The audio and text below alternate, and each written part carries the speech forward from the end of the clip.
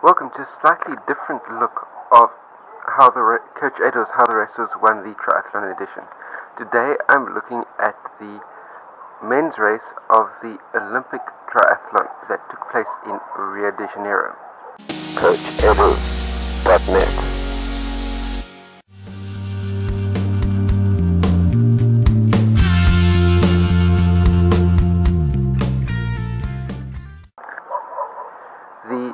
The way the race played out was exactly the way tactics predicted that it would play out just by studying the circuit over the course of the past couple of months.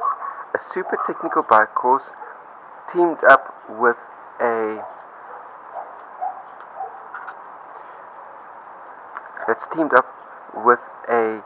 ocean swim that's got rough swells and is a non-wetsuit swim. When you put those two together, there will always be a breakaway. And what happened here is that the Brownlee brothers managed to get themselves into the swim break of the day. Other pre-race favorites, Mario Mola and Richard Murray, did not manage to get themselves into the swim break of the day. Although we have to say, in Richard Murray's defense, it's only the Olympic Games was only his second race back from shattering his collarbone, and therefore that would have been impacting on his swim fitness and his swim ability in the swells. But be that as it may, so what happened was you had Richard Varga leading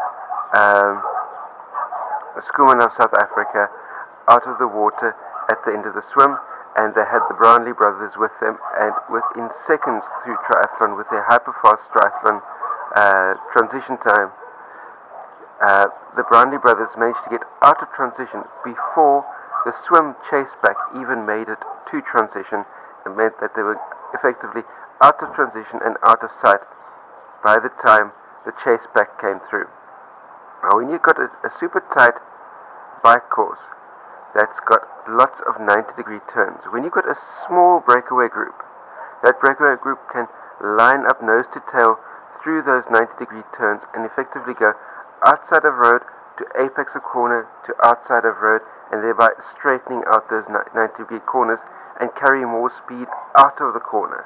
And that is where the breakaway group makes up the most of its time, is the amount of speed it carries out of the corner. It doesn't need to brake so hard going into the corner that it's not able to carry speed going out. And that's exactly what happened. So a 20-second gap at the end of the swim leg turned into a 1-minute 40-second gap by the time it got to T2.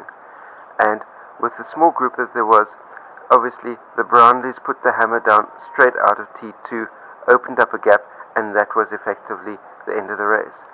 Kudos to Schoeman, who had just about the most outstanding run of his entire career to hold on for the bronze medal, but also the Richard Murray that came into T2 a minute 40 down on the Brownlees and managed to run his way all the way through the field up into 4th place, only 47 seconds down. So which meant that Richard Murray outran Alistair Brownlee by 53 seconds over the course of the 10-kilometer run, but it wasn't enough to pick up the gold medal. So that's how the race was won.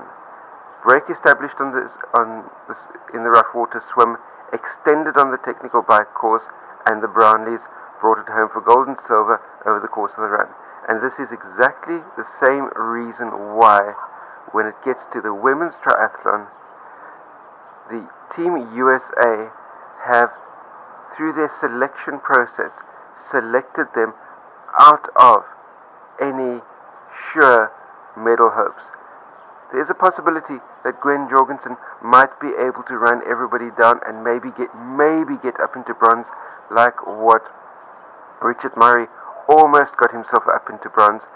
But it's going to be really touch and go, because Team USA have not included any specialist strong swim bikers in their team, and that, I feel, is going to be Team USA's downfall when it comes to the women's triathlon.